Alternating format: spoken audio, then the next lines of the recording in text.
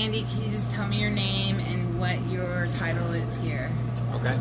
I'm Andy Turgeon. I'm the superintendent of Knox County R1 schools. Okay. And then what is your capacity here at GoShareMO?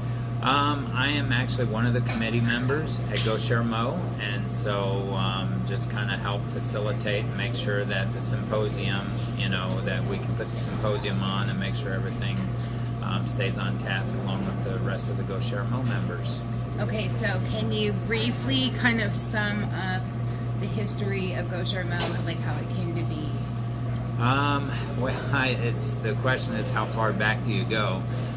It was 5 years ago where the Superintendents Association pulled some superintendents from different schools, Knox being one, to talk about how do we incorporate more technology into students' education, realizing that there's an important missing piece in preparing the kids for the future. So at that time we attended some meetings and tried to discuss about what does this look like, incorporating technology, how do we make districts able to do this on a budget that they already have.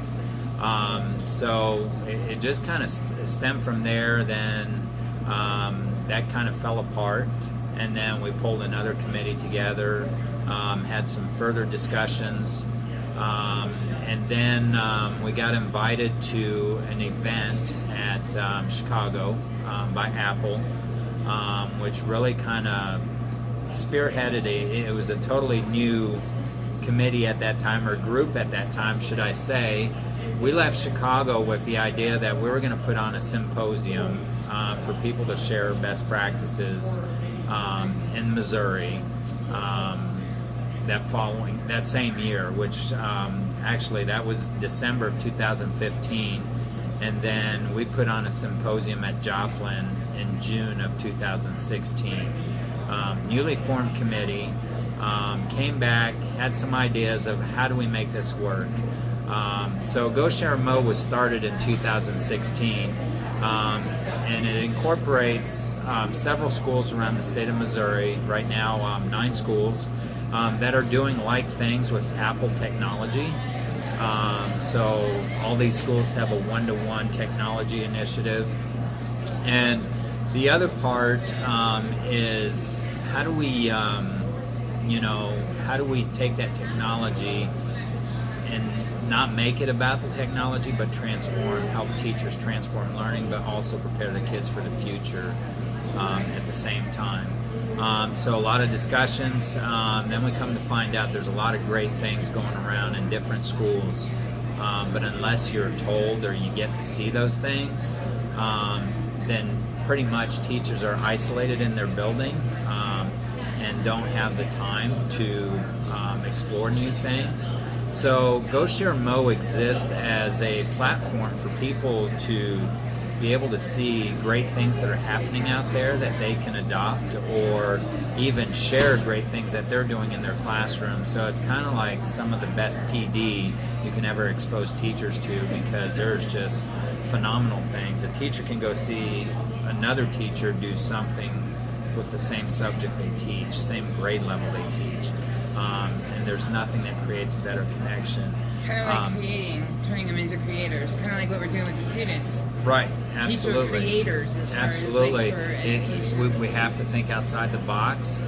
If we're asking the students to think outside the box and be problem solvers, we need the adults to think outside the box and be problem solvers as well. The other component to GoShareMO that we believe really helps with the success of the program is we've said if you come to the symposium, you have to bring at least one administrator, at least one IT person, and at least a teacher or a teacher leader or instructional coach. You have to bring a team that includes at least those 3. Now, of course, there's schools that are bringing 23 to 30 people, but the importance of that is it has to be supported. If it's not supported at all levels, then the initiative's not going to grow. So administrators have to understand IT's part, and IT has to understand an administrative part.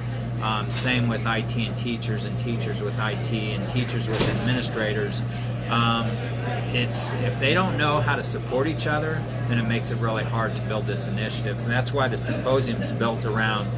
We're providing best practices not only for teachers but administrators, how to be a leader in your building with technology, how to be a leader in your building with best practices, and the same with IT. How do you best support those teachers and what they do? How do you support the students in an environment where technology is a huge part of what they do every day?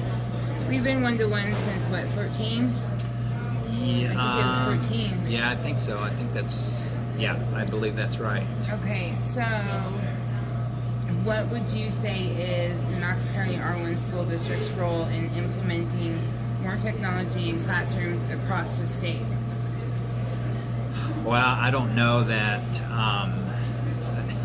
You can say it. We're the first rural school district to. Well, yeah, I think we've accomplished a lot, and I think we can sit here and say we're ahead of a lot of school districts, but we still have a lot of work to do. Obviously, the main focus is getting our Knox County students to get the most out of their experience here in school. And I say experience instead of education. Because it's more than an education when they come to Knox County, it's an experience. And that's what we want them to take away when they leave the doors. Now, obviously, we've had schools contact us from all over the state and come and visit. We're welcome to that. If we can share what we're doing, that's fine. We've got neighboring schools now, Scotland County and Palmyra, that are doing some of these same things. That's going to benefit us in the long run, because now we can share best practices with neighboring teachers and neighboring administrators and IT, and it makes it a lot easier to move forward when you have all these great minds getting together and thinking about, hey, I found a better way to do it. How does it make you feel when you hear people like Dr. John Landis talk about how Apple pays attention to what's happening in Knox County, Missouri about our school? Proud what is that like? Proud of all the teachers and everybody, all the staff that works here. They make it happen. They do all the magic behind the scenes, and that's really put Knox County on the map.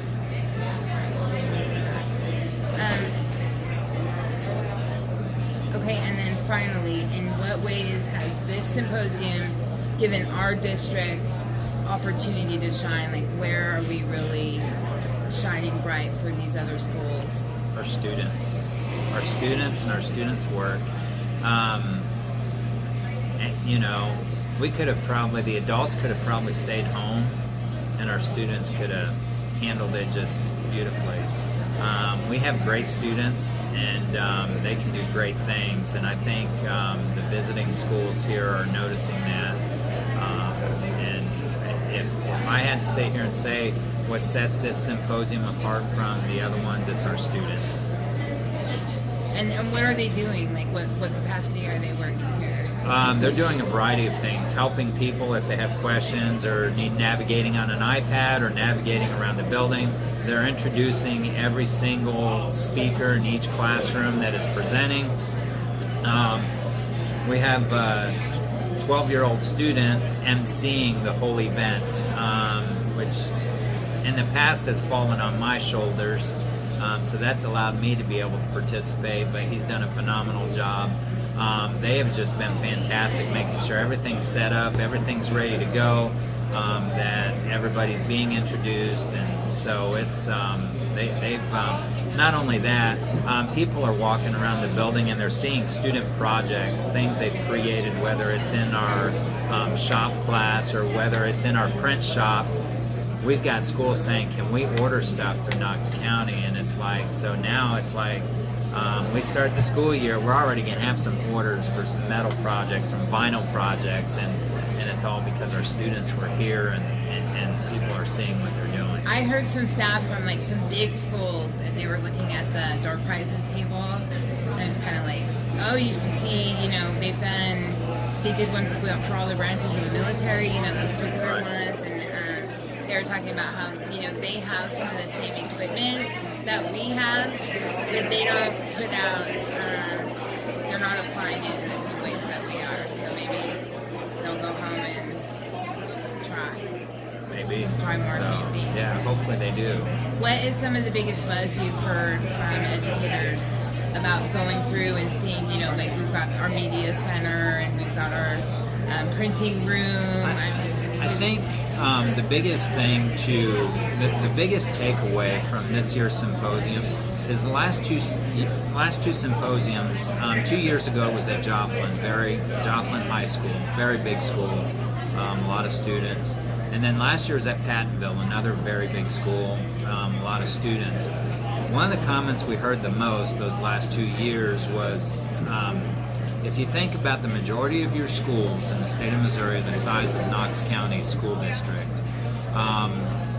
when people are going to these symposiums, they're saying, yeah, that's fine, these big schools can make this happen. We can't do this in a small school. I think that's the biggest takeaway here, is the majority of the schools in the state of Missouri are our size. Here's how you can make it happen. Awesome. That's it. All right. Thank you. Thank you. See you later. Thanks for all your coverage.